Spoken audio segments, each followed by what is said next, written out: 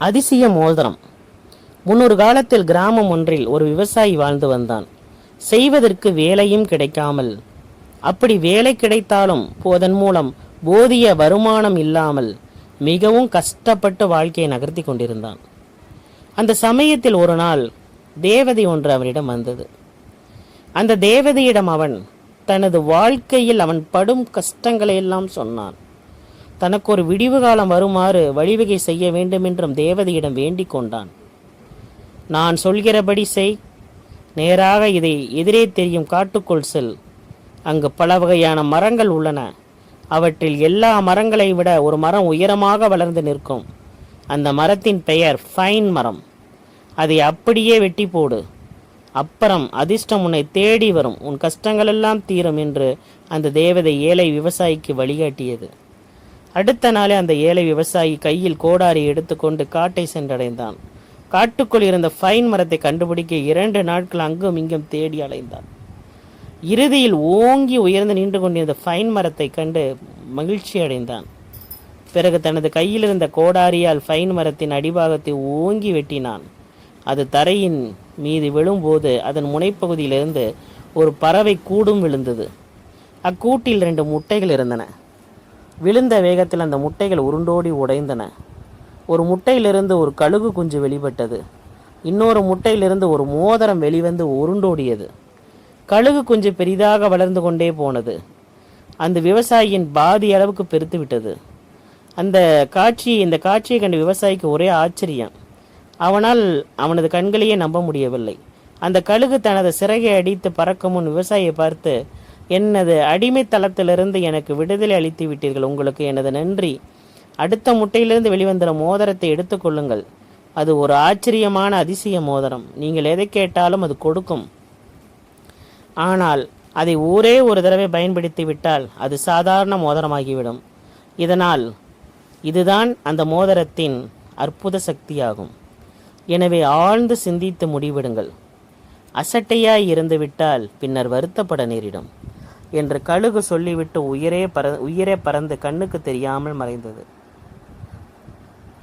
பின் மிகவும் மகிழ்ச்சி அடைந்தான் விவசாயி. அந்த மோதிரத்தை எடுத்துக்கொண்டு வீட்டை நோக்கி புறப்பட்டான். செல்லும் வழியில் அங்குள்ள நகைக்கடைக்கு சென்றான். நகை வணிகரிடம் அந்த மோதிரத்தை காட்டி இதன் மதிப்பு என்ன இருக்கும் என்று கேட்டான். மோதிரத்தை வாங்கி பார்த்த நகை வாணிகர், இதற்கு ஈடாக யாரும் ஒரு புல்லுக்கட்டு கூட தரமாட்டார் என்று கூறினான். நகை வணிகர் கூறியதை கேட்ட விவசாயி சிரித்து கொண்டே அவரிடம், இந்த மோதிரத்தின் மகிமை பற்றி உனக்கு தெரியாது, உலகத்தில் உள்ள எல்லா மோதிரங்களையும் சேர்த்தாலும் இதன் மதிப்புக்கு ஈடாகாது என்று கூறிய விவசாயி அந்த மோதிரம் தனக்கு எப்படி கிடைத்தது என்று விளக்கமாக கூறினான்.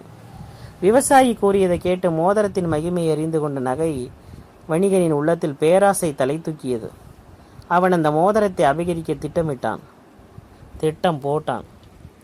விவசாயியிடம் வணிகர் மிகவும் கனிவாக, ஐயா, நீங்கள் இன்று இரவு எனது வீட்டில் தங்கிவிட்டு நாளை காலையில் செல்ல வேண்டும் என்பது எனது விருப்பம் என்று கூறினான். விவசாயியும் அதற்கு சம்மதித்தார். அன்று இரவு விவசாயிக்கு நல்ல அறுசுவை விருந்து. விருந்தின் முடிவில் திராட்சை ரசம் வேறு.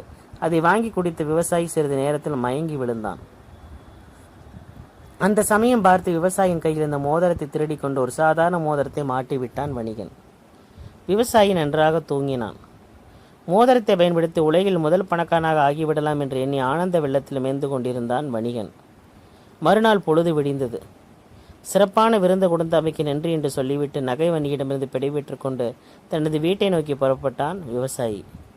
நகை வியாபாரி அந்த மாய மோதிரத்தை தன் கைவிரலில் அணிந்து கொண்டு ஒய்யாரமாக தன் இருக்கையில் அமர்ந்தவாறு மாய மோதிரத்தை பார்த்து, எனக்கு 5000 பொற்காசுகள் கொடு வேண்டும் என்று கேட்டான்.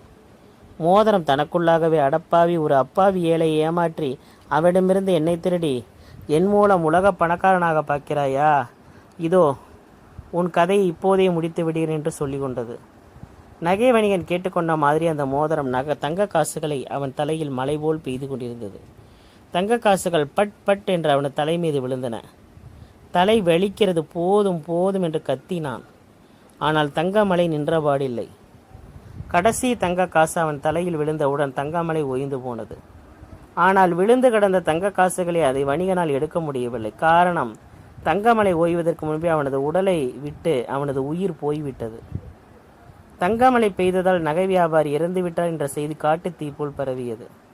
நகை வியாபாரியின் வீட்டை நோக்கி ஓடினர். நகை வியாபாரி மீது தங்க காசுகள் குவிந்து கிடந்தன.